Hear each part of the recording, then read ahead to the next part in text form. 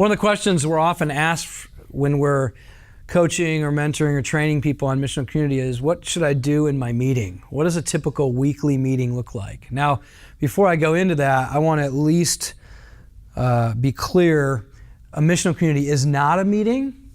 It's a people. It's a family of missionary servants sent as disciples who make disciples. So it can't only be a once-a-week meeting. It's got to be a people who are living in the ebb and flow of life on mission together in a particular place to a particular people.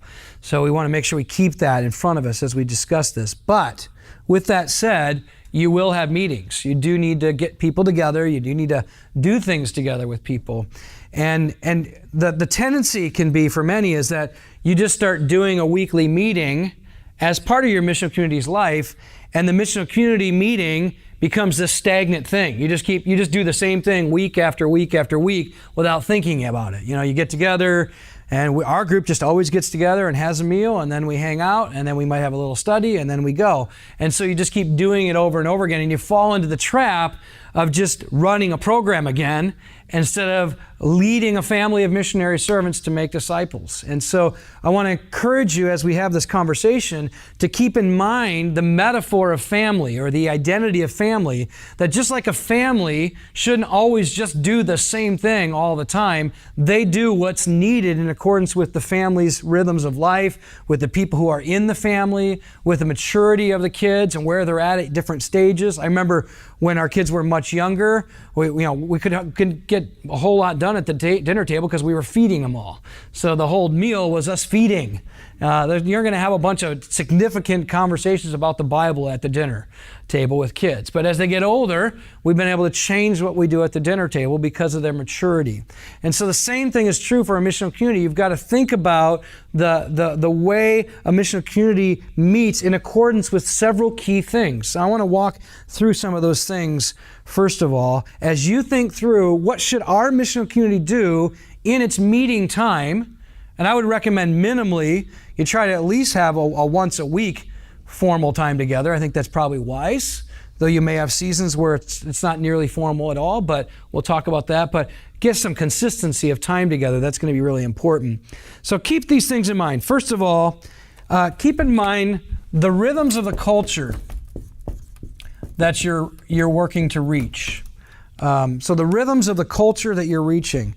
This is really important because I've seen groups say, well, we want to reach college students, and so we're going to do a Bible study, and we want to reach new people, and so then they don't think about their year though in a rhythm, and so they're doing these serious Bible studies when all the new college students are showing up in the fall, and they probably shouldn't be doing a Bible study if they at least have one time set aside a week to actually be focused on reaching those college students. They probably need to go and move kids in for the first couple weeks and just say, we're going to provide home-cooked meals for every college student for the first 3 months, and they all know that every Friday or every Wednesday or every Thursday, depending on how college works in your city, is the time when you get a home-cooked meal. And this group will provide it. And you can all sign up for which group's going to get which meal you're going to get. And you can even highlight key meals. And they're good at Indian food, and they're great at this. And so your missional community might just do that for a month or two just to meet all the new college students. And that might be your weekly meeting for a season. So that's a rhythm kind of thinking. Or you might go, as we have one group, they reach a lot of artists. And so they haven't just thought on a yearly rhythm, but they think on a weekly rhythm. When do artists hang out? Well, it's usually a lot later at night. And so, a lot of the people who are reaching out to artists are sleeping in the morning and doing later stuff at night on the weekends. And so they've had to think through how even the rhythm of their culture affects the kind of meetings and where they have those meetings and what they expect to accomplish in those meetings. You might be saying, hey, we feel like we're called to reach a business culture. So you might just go, well, we're going to have a lunch meeting once a week. And it's very short because we just don't have a lot of time because we got to get off to work. But we know what we're going to do in that meeting. It fits really well with what businessmen and women need and what they need to get better effective on mission in that particular place in the city. So you've got to think through the rhythm of the culture you're reaching as you think about the meetings. And that will affect not just how often you meet or when you meet, but it will affect what you do when you meet as well. And we'll get to that in just a little bit. Second, keep in mind, as you're thinking about your meetings, key upcoming events. So you gotta think ahead. What's coming? What's ahead of us? That could be cultural rhythms, but it could also be like, hey, we've got Christmas coming up. So we got to think through how we think, what we do in our meetings in December a little differently. You might go, part of our mission requires that, because we're reaching out to families that many of them are broken, or we have some people who have families, their dads are in prison. So we're gonna like do like giving tree type of stuff. Well, we're part of our meetings for the month of December is just collecting gifts and wrapping them and putting together things for kids that aren't going to get much at Christmas time. Or it's, oh yeah, we're going to have a Christmas party together and we're going to invite all our friends. And so you're going to think through what are key upcoming events. And it could be a holiday. It could be, you know what? One of the big events is school's about to start. So we're actually going to do back to school supply nights because we're reaching out to a school. And so a lot of our meetings for a season are going to be just getting backpacks and filling them and bringing them to the school, or getting to know the families who need a little extra help as they get school started because they don't have someone to take their kids to go get back to school supplies. So we're going to take kids shopping and buy them new clothes because mom's at work all day because she's a single mom. And it could be that. It could be, you know, like one of our groups is reaching out to the football team at one of our local high schools. Well, they're actually planning a retreat to go be with the football team when they travel. And so that particular week, I would bet they may not do the normal weekly meeting because they're going to spend 2 or 3 days away for the weekend with these football players and their coaches. So that kind of upcoming event is going to shape what you do in terms of how you plan what a weekly meeting might look like. Now, a third thing to keep in mind is pay attention to the present state of your group. A lot of times what we do is we just keep meeting and meeting and meeting, but we don't stop and go, where's everybody really at? What do they really need? Man, right now we got a whole bunch of people who don't even know how to study their Bibles. So for 4 or 5 weeks, we're just going to teach how to study the Bible in our weekly meeting. Or they don't know how to pray, so let's spend more time praying together. Or it may be they have no idea how to build relationships with people outside of the Christian community. So guess what? We're going to spend our meeting at the local pub or cafe or the park or a place where kids are hanging out, or a place where we might go work out or whatever. But you might say for a season, we're getting you out of your comfort zone and we're going to go to different places, and that's going to be our weekly meeting. It's just learning how to have friends and have conversation with people that don't belong to our group yet. So pay attention to the present state in terms of where are they at and what do they need. And this means that leaders of a missional community need to regularly stop with their group and say, hey, where are we at? What are we doing well at? What are we not doing so well at? What are things that you guys need to grow in? Or what are the weaknesses that are keeping us from being effective on mission that we need to address? And so you may have to take times where you take stock of the group and then you plan your meetings in accordance with what the group needs in the next season to be more effective to what God's called them to do. So let's review. We want to pay attention to the cultural rhythms. We want to pay attention to upcoming events. And then we want to pay attention to the state of our group. Where are they actually at? What do they need for next steps?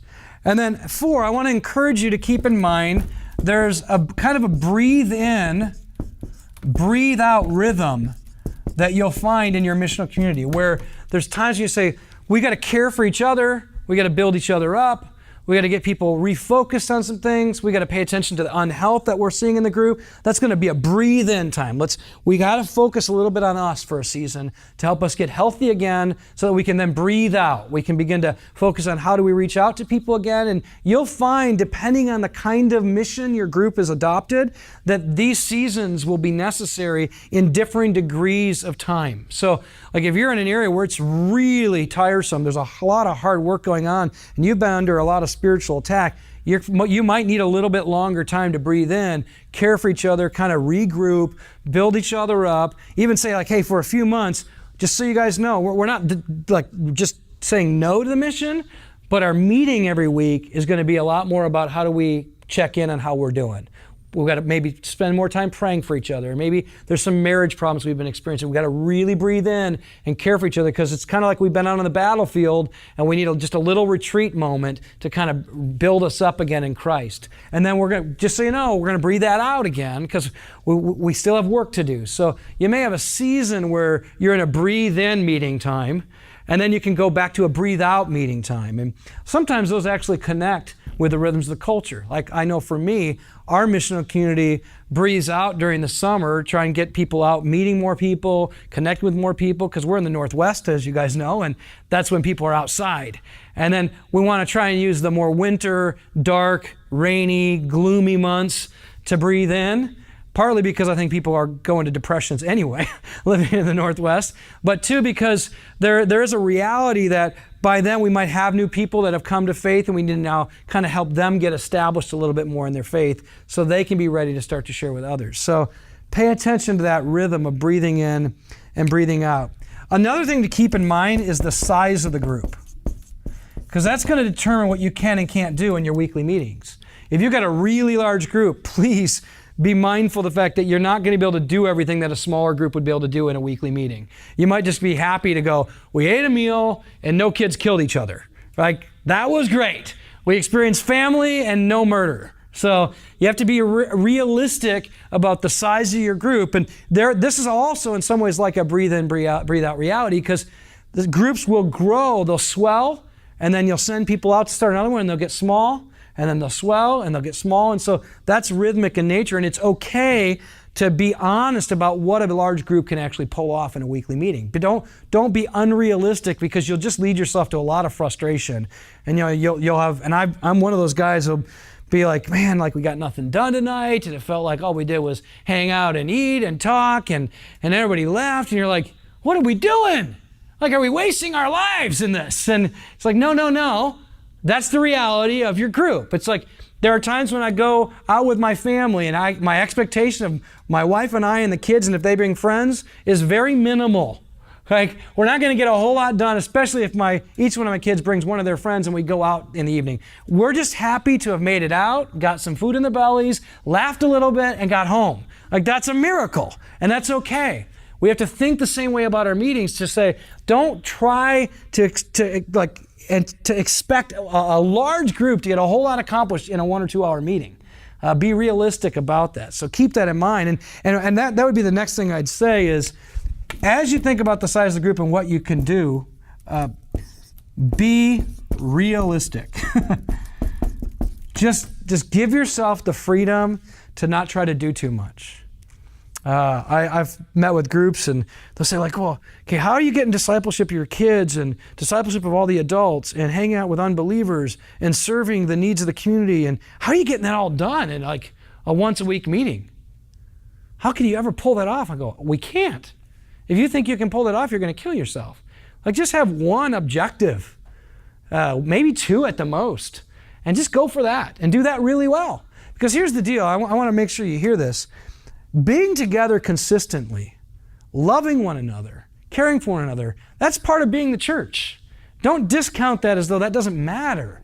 That's huge. In fact, more people come to faith simply by just being with one another and not having a planned agenda every time they're together. Like the spontaneity of just being loving people with one another, and where Christ shows up in the middle, that's actually much more reproducible than well-planned, organized meetings, because anybody can learn how to walk in the Spirit and love people well with Jesus' help. Anybody can. So, and that's the last one I want to encourage you as you think about meetings is keep spontaneity in mind.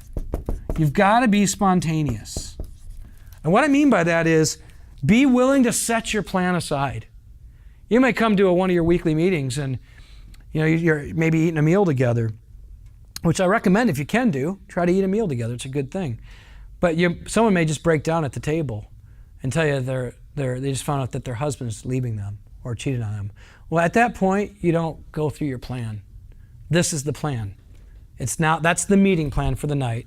We're going to now learn how to minister to our sister and care for her well. And guess what? There's going to be more discipleship that happens in that moment as everybody watches how you care for somebody whose life falls apart than if you were to do a Bible study on it. Now, granted, you're going to have to open up the Bible and talk about how we do it, but that's a different kind of Bible study than, hey, you know what? We'll pray for you later and we'll talk to you later. We hope you'll make it through the night. And okay, now let's go and have our planned meeting. No, you've got to be willing to follow the real need of the group as the Spirit leads you when those things happen. Now, there's a caveat. Don't always let every immediate need control the group, because some people will learn how to control the group that way by always having a need that makes them the center of the group. But you'll have to use judgment and wisdom, and the Spirit will lead you in that. So these are some things to keep in mind as you're thinking about what kinds of meetings should we do. Now I want to let's talk about specific kinds of meetings. In light of all of this, what are some of the meetings that you'll want to think through? First of all, I would recommend that there are seasons where you study the Bible. Now, I want to just clarify this. If all you do is sit around and talk about the Bible and what it means and never do anything about it, then I think you're in trouble. And unfortunately, there are way too many of those kinds of Bible studies where people think the goal is to know the Bible instead of to obey the words of the Bible and to know the God of the Bible. And Jesus actually says, anybody who hears these words of mine and does not put them into practice is like the fool who builds his house on the sand. And when the storms of life come, his house crashes. But the ones who hear the words that I'm saying to you and puts them into practice are the wise person who builds their house on the rock. And when the storms of life come, the house stands. James says it in another way, don't just be merely hearers of the word, but doers of the word. So I would encourage you, one, make sure you're studying the Bible. And there will be seasons when you're going to look at your group and you're going to go, the state of our group is telling us we don't know our Bibles well. And so we've got to spend some time teaching them how to study the Bible. So we might have a season where we teach that. Or, we're paying attention to the breathe in, breathe out rhythm, and our people are really, really weary and they need some reminders from the scriptures to help them get through this season. So we're going to press into the Bible a little bit longer for this particular time. Or, you know what, our group is not that big yet. We can do a Bible study because there's a dozen or so of us. We're not the 35 or 50 people group anymore. Let's press in and do a Bible study. So you may look at these things and say it's time for us to spend some more time in the Bible. Now, as you do that, let me recommend something. Whenever you study the Bible in a group, don't walk away knowing more. Commit yourself to ask the question, how does this change me? And what will I do about it? How does this change us? And what will we do about it? And then what will we do about it together in the mission this week? So what does it change about me? And what am I going to do? What does this change about us? And what are we going to do? And how are we going to do it together on the mission this week? So you read a command in Scripture, and just so it's clear, the majority of the commands in Scripture are not written to individuals. They're written to a community. So they were meant to be obeyed together, not primarily obeyed in isolation. So that's almost all of the Scriptures is written to the community of faith, not to the individual. So then we want to read it that way and say, God, teach us in light of your word what is true about you and us, and how then will we live it while we're on the mission together. And you're going to find, by the way, that Bible studies will get very dynamic, and they'll press people in ways they never did before. The unbelief and rebellion will show up a lot more obviously than it used to. Instead of people just all nodding, going, yeah, good, I agree. You're going to find out if they believe it. And that's what we're after. We're not after agreement to the Scriptures. We're after submission to the Scriptures, that they're authoritative in our life, that God gets to tell us what to do and how to do it together. So you're going to need to do this once in a while and say, for a season, our weekly meeting will be a Bible study because we need to grow in obedience in a particular area. Now, another thing as you keep in mind with the Bible study, make sure you don't just go, let's just study anything. Unless, of course, for a season, you're trying to teach them how to just study their Bibles. Then pick something. It's all profitable for correction and rebuking, training, and teaching in righteousness. So it's great. But I'd encourage you to look at the state of the group and say, what do we need next? Where are we struggling? Where are we weak? Man, there's a lot of gossip and slander going on. We need to spend some time looking at what the Bible says about that together. Or, there's upcoming events. One of them is, we're going to welcome a bunch of new college students, but very, very few of us know how to do hospitality very well. So we're going to study what the Bible teaches about hospitality. Or, you know what, we've been going through a lot of persecution and suffering. So we're going to study a book like Hebrews or 1 Peter, and help us think through, how do you face difficulties and suffering together? How do we do that? So make sure you pay attention to the state of your group when you choose what to do in the group. Second, I would encourage you to just think it's okay to have a family meal as your weekly meeting.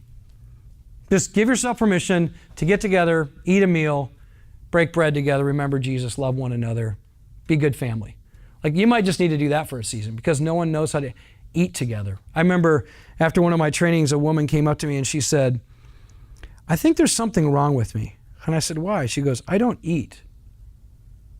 I said, what do you mean you don't eat? She said, well, you're talking about like literally sitting down and having a meal. I never sit down and have a meal. I said, you have to sit down and have a meal. Like you'd die if you didn't eat. She goes, no, that's not what I mean. What I mean is I graze all day long. I never sit down at a table and eat a meal. I just pick up a snack here and there all day long. And so the idea of a meal being with people is so far removed from my life. I just need to learn how to sit down and eat a meal, let alone be with people. And I said, so your community needs to help you by asking you to sit down with them over a meal. I guarantee you, in the culture we live in, a lot of people don't even know how to have a family meal. They don't know how, pay attention, go hang out with somebody and ask, how often do you guys sit down at a table, not in front of a TV, not in front of your computer, not in front of your iPhone, not in front of your iPad, whatever, without any entertainment other than the meal being the entertainment and the people there being the entertainment? Like, a lot of people don't know how to do this. I want to tell you, one of the easiest ways to engage in mission is to just eat a meal with somebody and pay attention. And so if you never do that, you're going to have to do that for a while to train people on how to sit together and eat and pay attention to one another while they're eating. 3, you might just want to recognize that sometimes it's good just to have open hang time. Like, hey, we're all going to get together, have fun. One of the families in our mission community loves game nights. And so periodically they just throw a game night and people go play games. Recently, our group said, hey, let's start going bowling together. So let's do that once in a while. So we went out to pizza and then we went bowling.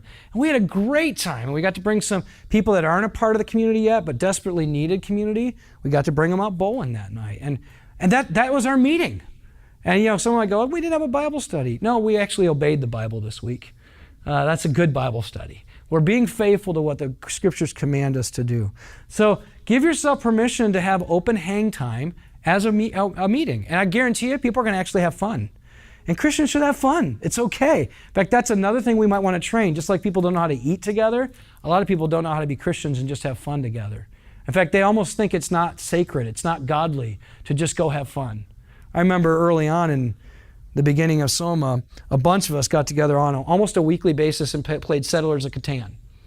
And one of the leaders in our church came to me and said, I think you guys are wasting your time because you're just playing games, and games are a waste of time.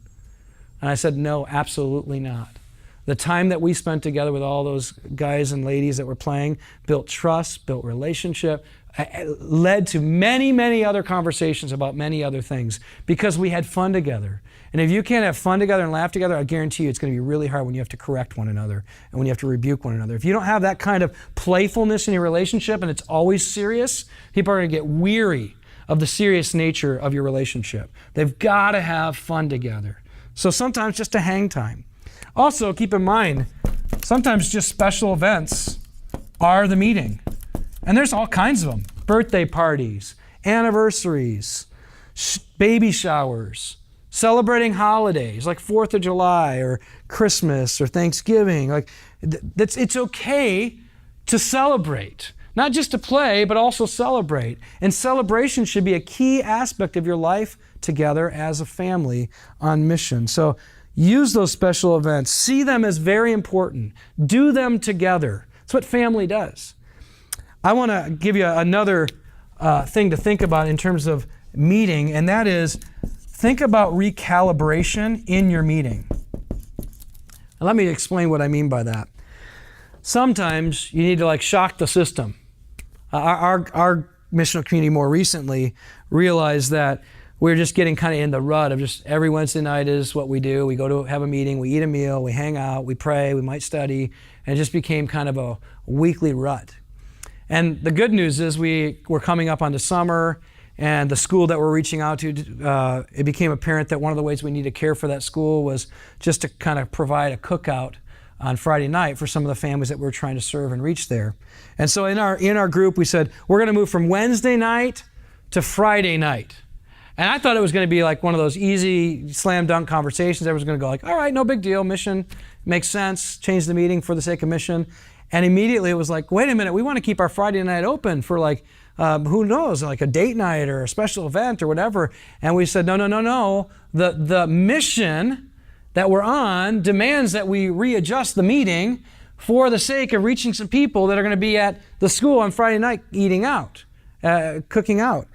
And we found in doing that many of our people had just slipped in again to the idea that Wednesday night was missional community instead of we were missional community, and we chose Wednesday night as a meeting because that worked well during that season. Now we're shifting to Friday night because the mission demanded it, but we're still the missional community. And I know there's even some presently struggling through, like, are we even a missional community anymore because we're not meeting on Wednesday? And what I love about that is it's challenging the very understanding of what a missional community is, and that it's not a weekly event, though we're still meeting weekly. It's just that we changed the time for the sake of mission. Now what it's also done, and I love this about the recalibration that it provided, was several of us said, hey, what other things do we need? What's the state of our group? Or what are some of the breathe in things that we need? And a few of us said, we're getting out of shape. We need to start working out. So one of our group members said, hey, you know what? How about if we do this? I'll open up my garage. We'll provide a CrossFit time. I'll train you in CrossFit. And we've been doing that for a couple weeks now. And some of us are spending way more time together than we ever did before. 2 or 3 times a week, we're there working out. And then I think it's leading back to getting more spontaneous. And like, hey, let's have a game night and let's go bowling and let's invite some friends over. And we're using this season to recalibrate our group because we quickly slipped into a weekly meeting that looks the same all the time. So you might need to recalibrate by saying, we're not going to meet on this night, or guess what, for a season, we're not going to do what we used to do. We're going to do something different. Or we're going to meet 2 nights, but in 2 different places, and we're going to split the group up for a summer, and so you guys can learn how to lead some things on your own. Or there could be a whole lot of things that you do to recalibrate because you're realizing the state of your group is that it became stagnant, or it became predictable, or it became ineffective, or it just lost focus. So pay attention to that, and you might need to recalibrate by changing what you do for a season. And then 6, I want to encourage you to plan ahead. To sit down with your group, and we're even experiencing this in our group, as we're realizing where we're at, some of the state of our group, fall's coming, some of the rhythms we're noticing, the fact that our group, maybe there's some things we're not too healthy in. We're going to have to sit back down in a few weeks and say, okay, let's look at the next season. How should we look at our weekly meeting? What are we going to need for the first 3 months? What are we going to need for the next 3 months? Let's plan ahead. Let's get focused again on what we need, and let's develop a plan that we're all going to commit to, knowing where we're going. And I want to encourage you as leaders, don't just plan without informing your group, and don't plan without your group. Like, sit down with them, talk to them about it, make it clear why you're doing it, make sure they understand the implications for them. They don't have to necessarily agree with everything, because if you try to get group consensus with people that are all over the place spiritually, you probably won't get it. But you want to at least make sure they get to speak into it and they understand it and they know why you're doing it and where you're going as a group. So it's not confusing and everyone just gets lost in the process. So plan ahead. In all of this, don't forget the fact that this is about real people. So you may need a season where you just say, we're just going to go through each other's stories. And maybe you hear 1 or 2 or 3 of the stories of the people in your group each week. And then you ask questions about their life and make sure that they know how the gospel has been so important for impacting and redeeming who they are and what they've done. So it may just be a season of storytelling, listening to each other, getting to know each other. Because if you don't know each other real well, it's going to be really hard to do ministry together. And it may also be a season where you just need to enter into prayer together. It's interesting that Jesus was very clear on the fact that the disciples needed to wait and pray for power from God on high. And the early church regularly had seasons of extended times of prayer before they engaged in mission. It may be that your group just needs to put a lot of time praying for the mission and the people on the mission before they get busy doing meetings. And so maybe for a season, praying together for a longer period of time is what you need. As you work through what your group needs in their meetings, here's some questions I'd like you to ask. First of all, what's the rhythm, the culture that we are reaching? And how would that inform what we do in our meetings? Second, what's the present state of the group that we have? And what do we need to do next to help them move forward? And then third, how do we think we need to change what we've been doing in our meetings for this next season?